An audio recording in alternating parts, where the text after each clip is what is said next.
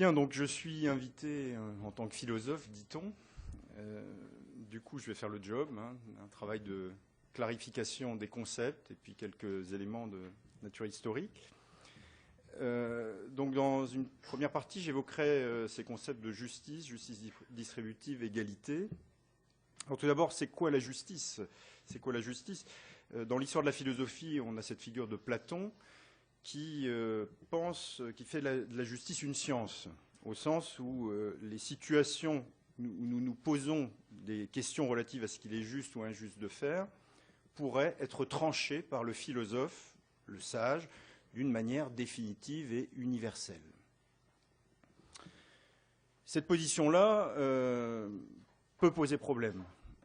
Un philosophe contemporain comme Ricoeur a bien vu qu'aucun homme ne pouvait aussi nettement et définitivement définir ce qui était le juste pour tous, le bien pour tous. Je le cite dans Soi-même comme un autre. La controverse se joue autour de mots-clés tels que sécurité, prospérité, liberté, égalité, solidarité, etc. Chacun de ces termes a une pluralité de sens insurmontable. La pluralité des fins du bon gouvernement est peut-être irréductible. Autrement dit, la question de la fin du bon gouvernement est peut-être indécidable. L'irréductible pluralité des fins du bon gouvernement implique que la réalisation historique de telle valeur ne peut être obtenue sans faire tort à telle autre. Bref, que l'on ne peut servir toutes les valeurs à la fois. On ne peut servir toutes les valeurs à la fois. Donc décider de manière universelle du juste est impossible en raison du caractère indécidable par la raison pure d'une hiérarchisation figée des valeurs qui font la vie des hommes. Alors cette position de Ricoeur était déjà celle d'Aristote. Aristote avait refusé aussi ce modèle socratico-platonicien où la vertu est présentée comme une science. Pour Aristote, la vertu, et donc la justice, c'est ce qu'il appelle un état. Ça signifie que la justice en soi n'a pas de sens, mais qu'elle est toujours incarnée dans une situation donnée par un homme donné. Ce comportement juste qui va être le mien dans telle situation dépend donc d'éléments qui peuvent être un peu théorisés. Il y a quand même un travail d'argumentation pour définir ce qui est juste ou pas, mais qui doivent toujours être confrontés au kaléidoscope du réel. Dans la politique, l'ouvrage d'Aristote, Aristote dira que la justice est une affaire politique qui regarde les citoyens entre eux. La vie en commun oblige cependant à une structuration officialisée de la justice, et c'est ce qui va se faire à travers les lois. Ajoutons chez Aristote que la phronésis, en grec, ce qu'il appelle la prudence ou la sagacité, c'est une vertu intellectuelle qui doit nous servir pour arriver à nous comporter de manière juste, y compris là où il n'y a pas de loi ni de protocole. La justice étant une vertu, elle sera définissable avec un idéal de mesure. On sera juste donc en respectant la loi, qui est censée développer des principes justes, mais lorsque la loi ne dit pas ce qu'il faut faire, il faudra suivre notre intuition de ce qui est juste dans ce cas de figure. Chercher ce qu'Aristote appelle l'équitable, la notion d'équité qui est là pour compléter la loi au sein de la justice. Aristote traduisait l'équitable en disant « Telle est la nature de l'équitable, c'est d'être un correctif de la loi, là où la loi a manqué de statuer à cause de sa généralité. » Ricoeur analysait cette formule d'Aristote et disait « Quand nous relisons aujourd'hui ces lignes d'Aristote, nous sommes enclins à penser que le débat public et la prise de décision qui en résulte constituent la seule instance habilitée à corriger l'omission que nous appelons aujourd'hui crise de légitimation. » Donc le débat public peut être celui qui apparaît dans les médias, mais ce débat peut être aussi plus local, celui qui prend place au sein d'une équipe médicale, notamment pour une réanimation. Reste à savoir si le médecin-chef accepte de ne pas se croire trop platonicien, accepte de ne pas être seul à détenir la vérité, accepte que l'aide-soignante puisse aussi avoir une voix différente mais qui a du sens, le juste local émergera de discussions pluridisciplinaires. Passons maintenant à la justice distributive. Donc la justice distributive, c'est quoi? Là aussi, Aristote l'a définie dans l'Éthique à Nicomaque et nous dit que la justice distributive, c'est la partie de la justice que l'on trouve dans les actes qui consistent à répartir l'honneur, les richesses ou tous les autres avantages qui se partagent entre les membres de la communauté politique. Mais pour Aristote, la justice distributive se pense obligatoirement avec un principe de proportionnalité. Il nous dit « Ce qui est juste dans la distribution des biens communs traduit toujours l'exigence de proportionnalité, puisque si l'on envisage le partage de richesses communes, celui-ci doit exprimer le même rapport que celui qu'ont entre elles les contributions de chacun à la communauté. Si les personnes ne sont pas égales, nous dit-il encore, elles ne peuvent obtenir des parts égales. Et c'est de là que viennent les disputes et les plaintes, soit que des parts inégales se trouvent attribuées à des personnes égales, soit que des personnes inégales se trouvent en possession de parts égales lors des distributions. Je précise un petit peu, parce qu'on pourrait être un petit peu surpris de ces notions de personnes inégales. Ce qui est juste dans les partages doit, tout le monde le reconnaît, refléter un certain mérite. Le mérite, toutefois, ne tient pas pour tout le monde à la même chose. Au contraire, pour les partisans de la démocratie, c'est la condition libre. Pour ceux de l'oligarchie, c'est la richesse. Ou pour d'autres, la qualité du lignage. Alors que pour les partisans de l'aristocratie, c'est la vertu. Donc ce qui nous surprend dans le texte d'Aristote, c'est de repérer qu'on nous parle de personnes qui peuvent être inégales, de proportionnalité. Donc est-ce qu'il y a des différences entre les individus? Mais cette surprise vient surtout du fait que nous sommes habitués à envisager la démocratie comme la normalité, alors qu'Aristote envisage d'autres types de modèles. Donc à son époque, lorsqu'il parle de l'oligarchie, c'est le régime des plus riches, mais même nos démocraties peuvent être teintées d'un peu d'oligarchie, c'est la richesse qui donnera proportionnellement le plus de droits. On respectera donc bien un principe de proportionnalité. La société va donner plus d'avantages à celui qui est plus riche qu'à celui qui l'est moins. On peut dire qu'on trouve ce type de choses dans le système médical américain. Avec l'aristocratie, la société donnera plus d'avantages à ceux qui sont dits plus méritants, donc il y a une sorte de méritocratie ici. Mais alors pourquoi est-ce qu'il y aurait encore de la proportionnalité au sein d'une démocratie? A priori, les citoyens devraient être égaux entre eux et pouvoir recevoir les mêmes avantages de la société, quelle que soit leur naissance. Eh bien, Aristote se place au sein d'une démocratie athénienne, on le sait, où tous les hommes n'étaient pas égaux.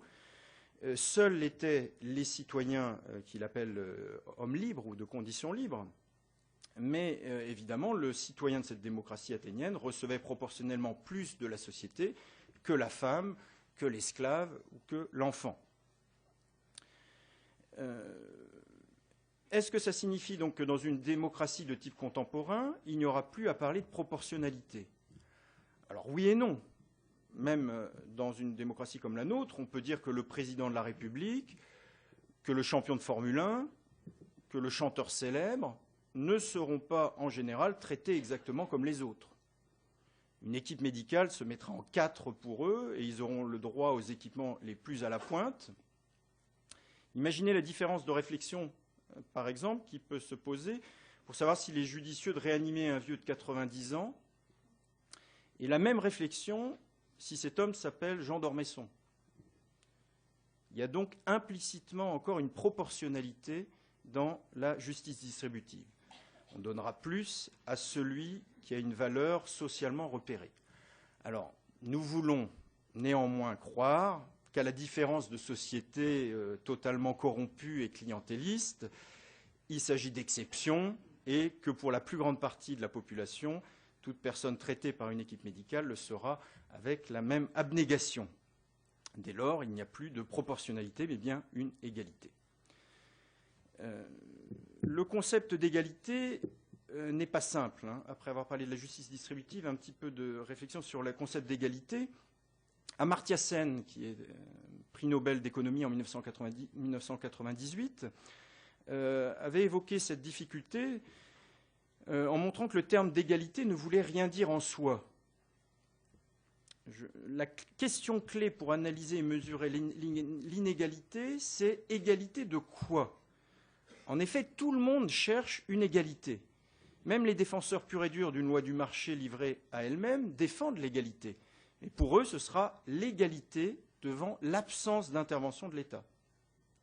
Amartya Sen remarque alors, si ces formules « tous les hommes naissent égaux », par exemple, passent couramment pour les piliers de l'égalitarisme, ignorer les distinctions entre les individus peut en réalité se révéler très inégalitaire, en dissimulant qu'une considération égale pour tous implique peut-être un traitement très inégal en faveur des désavantagés. Dans un régime ultralibéral, la considération égale pour tous se veut une non-considération égale pour tous. C'est avoir un traitement égal pour tous que de n'aider personne. Quand les républicains américains réclament sans cesse de couper dans les budgets sociaux en faveur des personnes âgées et des personnes handicapées, c'est une revendication d'égalité qu'ils font référence. C'est une revendication d'égalité qu'ils font référence. Les citoyens doivent être traités de manière égalitaire. On ne les aidera pas. Aussi, les inégalités naturelles ou sociales pensées dans un contexte puritain anglo-saxon comme voulu par Dieu ne seront pas artificiellement corrigées par les hommes. Évidemment, une conception plus continentale que nous héritons, nous, de Rousseau et de la Révolution française, consiste à vouloir, au contraire, corriger les inégalités sociales, voire naturelles, entre les individus. Mais ici, on peut, les grands argentiers de nos sociétés peuvent craindre une utopie, cette idée d'une égalisation possible de tous les individus. Notre société n'aurait pas les moyens de distribuer un soin de qualité, une réanimation de qualité pour tous. Et là, on va aborder un problème épineux, celui des implications éthiques d'une rareté des ressources. Qui doit bénéficier de ressources rares, mais nécessaires à la survie? Donc, deuxième point, faut-il trouver des critères pour distribuer les ressources rares? On connaît la formule les femmes et les enfants d'abord. Il y a ici l'idée que lors d'un péril mortel, les femmes et les enfants devraient être les premiers à être sauvés. Alors, est-ce un protocole universel? Les historiens sont un peu circonspects par rapport à ça. En réalité, cette formulation serait récente, daterait du XIXe siècle, et se serait répandue à la suite d'un naufrage en Afrique du Sud en 1852 d'un bateau qui s'appelait le Birkenhead. Donc 1852, c'est il n'y a pas très longtemps. Et donc cette formulation serait apparue là. Et au cours du 19e et début 20e, les navires n'avaient bien souvent pas assez de canots de sauvetage pour sauver tous les passagers et l'équipage. Donc on aurait développé cet adage et on l'aurait remis sous les projecteurs avec le naufrage du Titanic en 1912. Et on peut repérer que lors de ce naufrage, 70% des femmes ont survécu pour 20% des hommes. On voit qu'il n'y a pas eu respect de la parité. Mais si tant est que cet adage soit signifiant, quelle en serait la justification? S'agit-il d'une attitude chevaleresque en direction du plus faible, du plus fragile, du plus vulnérable? On peut noter néanmoins qu'il n'est pas fait référence aux vieux. On dit les femmes et les enfants d'abord, on ne dit pas les vieux aussi. Ce serait donc plutôt une valorisation de la vie. Doivent survivre ceux qui feront la société future. Les femmes en tant qu'elles permettent de nouvelles procréations, donc c'est le monde d'après-demain, et les enfants qui vont devenir des adultes, le monde de demain, mais pas les vieux. Je passe à un autre contexte. On se rappelle que Hannah Arendt a été fortement attaquée pour avoir mis en évidence dans son Eichmann à Jérusalem, à la suite de plusieurs articles qu'elle avait publiés, le fonctionnement des conseils juifs pendant la Shoah. A été mis en avant l'idée que sur les listes régulièrement commanditées par les nazis de personnes à envoyer à l'extermination, étaient sélectionnés davantage les vieux, les infirmes. Quoi qu'il en soit de la réalité de ces sélections faites par les juifs eux-mêmes, il s'agirait d'un contexte de survie où l'on part au plus pressé en considérant que l'on va sauver ceux qui peuvent être des combattants, mais aussi les enfants qui sont l'avenir d'une communauté que les nazis veulent faire disparaître de la surface de la Terre. Le critère de sélection est l'idée de survie du groupe. Dans les camps eux-mêmes, la sélection qui là a été faite par les nazis visait bien les femmes et les enfants, les vieux, qui n'ont plus une force de travail suffisante. Alors maintenant, par rapport à nos questions d'aujourd'hui, on pourrait se dire que c'est abusif de faire référence à des exemples aussi extrêmes. Pas si sûr. Nous sommes dans des questionnements de nos jours, des questionnements de coûts et de critères. Est-ce que les personnes âgées ne nous coûtent pas trop cher? Est-ce que réanimer des personnes qui auront un lourd handicap ne coûte pas trop cher à la société? Notre société peut-elle se le permettre? Eh bien, figurez-vous qu'en 1922 avait été publié un ouvrage rédigé par un médecin, Hoche, et un juriste, Binding, qui était intitulé « Libéraliser la destruction d'une vie qui ne vaut pas d'être vécue ». Souffrance et la maladie amèneraient une vie absolument indigne d'être vécue. Est alors revendiqué le droit au suicide assisté, le consentement libre et éclairé du sujet étant revendiqué comme donnant un droit absolu, mais ce qu'on appellerait l'euthanasie également, on doit aussi donner la mort à celui qui, tout aussi souffrant, ne peut pas donner son consentement. Donc dans le raisonnement de Binding, la délivrance des malades devient en même temps la délivrance financière de la société qui les supporte. Hoche, donc le médecin, parle, lui, d'existence ballaste. Il appelle ça des existences ballastes. La société est comparée à une expédition difficile, du type de celle qui ne pourra réussir sans se débarrasser des poids superflus. Non seulement l'élimination des incurables doit être dépénalisée, mais encore elle est souhaitable.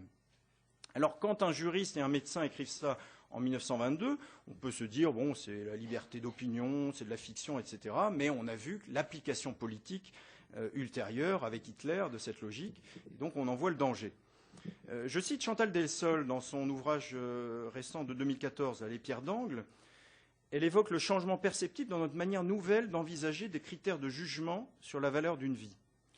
Aujourd'hui, c'est le critère de la santé qui détermine la qualité de personne et la possession de la dignité. Disons-le clairement, tous ces critères sont éminemment dangereux. Bien sûr, les raisons invoquées apparaissent à chaque époque très légitimes, et à chaque époque, le critère est donné pour essentiel. En dernier ressort, ce qui est vraiment dangereux, ce n'est pas tel ou tel critère, c'est le fait même qu'il y a un critère.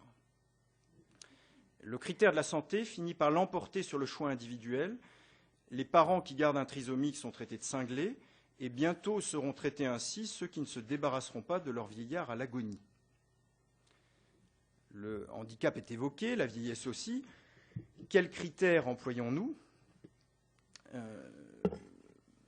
Nous avons, j'ai pris l'exemple tout à l'heure d'un navire qui coule ou celui d'un génocide en cours, donc exemple extrême. Sommes-nous en 2015 dans un bateau qui coule?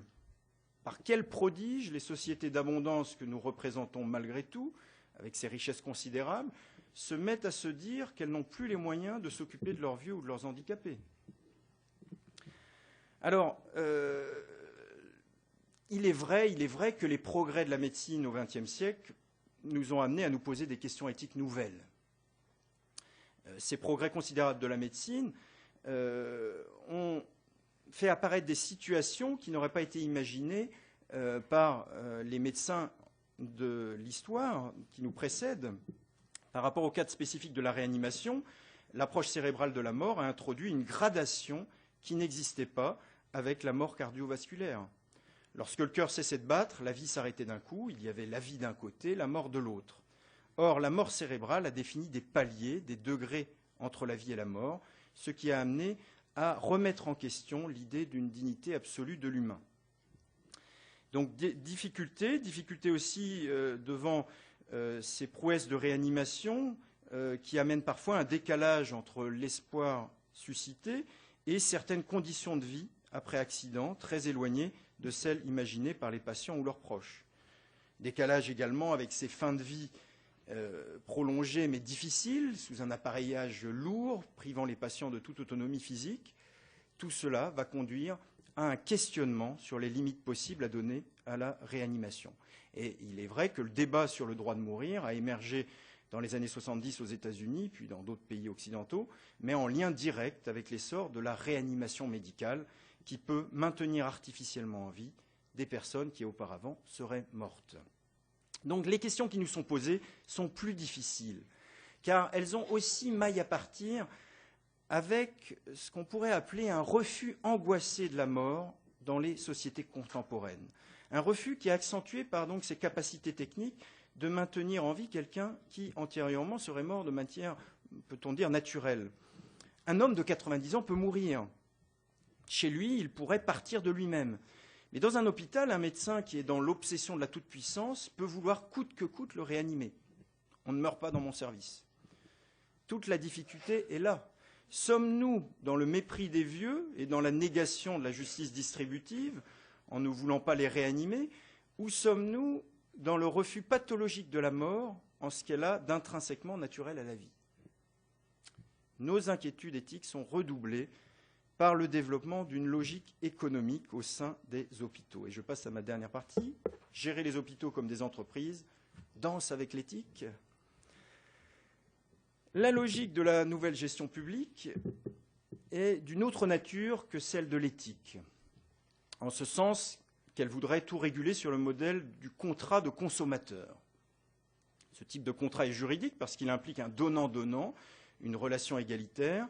Je donne de l'argent et en échange, tu me donnes un service. La régularité de cet échange est validée et sécurisée par la possible intervention de la justice. Cette symétrie caractérise fondamentalement le domaine du commerce et de la justice, mais l'hôpital entre-t-il dans cette configuration? Je vous rappelle un passage de l'avis 101 du CCNE du 28 juin 2007, qui s'est un peu ému de ces tendances en disant « Compte tenu de la dimension éthique de sa mission, la gestion de l'hôpital peut-elle et doit-elle être non seulement équitable, mais aussi rentable? De quoi parle-t-on d'ailleurs quand on parle de rentabilité de l'hôpital ? Elle ne peut être évaluée comme celle d'une entreprise où les coûts sont équilibrés par les recettes provenant de la vente de biens ou de services. Les clients de cette entreprise sont à la fois capables de les acheter à leur prix véritable et libres de les acquérir ou non. Telle n'est manifestement pas la situation des usagers de l'hôpital. Serait-il par ailleurs éthique de privilégier les soins qui rapportent, c'est-à-dire ceux dont le coût réel est inférieur aux recettes que procure leur tarification ? Donc la rentabilité apparaît dans l'échange commercial quand le commerçant gagne un surplus par rapport à ce qui lui en a coûté à produire le service. Mais le patient paie-t-il un service? La société française s'est construite en considérant que les possibilités de vivre en bonne santé devaient être, dans la mesure du possible, un droit et non relever d'une chance génétique ou patrimoniale. Dès lors, même celui qui possède des revenus modestes peut bénéficier de soins coûteux si sa vie est en jeu. La capacité à les acheter à leur prix véritable renverrait au contraire, comme aux États-Unis, les riches aux soins sophistiqués et les pauvres à l'absence de soins. La liberté de les acquérir ou non renvoie à la possibilité d'un choix du consommateur, alors que lorsque vous êtes atteint de leucémie, vous ne choisissez pas le menu. Mais encore une fois, notre société n'est pas non plus celle de l'abondance à volonté, même si par rapport à d'autres pays ça peut être relatif. Il faut faire des arbitrages pour ne pas dépenser plus que ce que la richesse nationale permet. Et pour pouvoir les réaliser, la nouvelle gestion publique va instituer des marchés artificiels dans la gestion du service public, en créant une convergence de recettes entre le privé à but lucratif et les services publics. Elle tente d'ajuster les dépenses aux recettes tout en limitant la croissance des premières. Mais l'artifice de cette fabrication apparaît lorsque les gestionnaires de l'hôpital incitent à réaliser ou à ne pas réaliser certains actes pour leur rentabilité et non pour leur justification thérapeutique.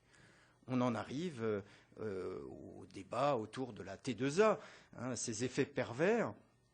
Donc depuis 2005 en France, la T2A, par son approche comptable de la médecine, va faire apparaître un certain nombre d'effets pervers. Le problème principal étant que la médecine n'est pas fondamentalement là pour faire des actes, mais pour soigner quelqu'un. En ne valorisant que les actes, la T2A pousse à la consommation médicale. Il va apparaître plus rentable à un hôpital de multiplier les actes chirurgicaux, par exemple. Or, l'activité chirurgicale, ce n'est pas seulement opérer un patient. On peut passer beaucoup de temps pour déterminer s'il faut opérer ou non. Mais ce temps ne sera pas valorisé, surtout s'il n'y a pas d'opération à la clé. On serait alors fort attiré par cette attitude chinoise qui consiste à payer le médecin quand on est en bonne santé et à ne pas le payer quand on est malade. Et là, en l'occurrence, il faudrait peut-être parfois mieux rémunérer celui qui n'opère pas plutôt que celui qui opère. J'ai déjà un peu débordé peut-être pour Alexandre, je ne sais pas, donc j'arrive à ma conclusion. Conclusion, donc le coût financier n'est jamais un argument éthique. C'est un argument financier, ce qui n'est pas nécessairement anti-éthique.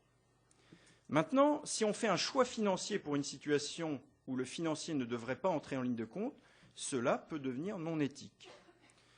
Nous avons vu que nous étions pris entre Charybde et Scylla. Nous pouvons fort bien ne pas faire assez de réanimation par mépris de la fragilité humaine, le petit vieux non réanimé parce qu'il serait un poids pour la société, mais nous pouvons fort bien aussi faire trop de réanimation par déni de la finitude humaine, le petit vieux réanimé sans cesse alors que chez lui il serait mort naturellement, ce qui peut s'apparenter à de l'obstination déraisonnable. Entre les deux se trouve la décision pleinement éthique, décision que l'on fait dans une incertitude pleine de tremblements, mais avec une honnêteté qui fait fondamentalement le propre du soignant que vous êtes. Je vous remercie.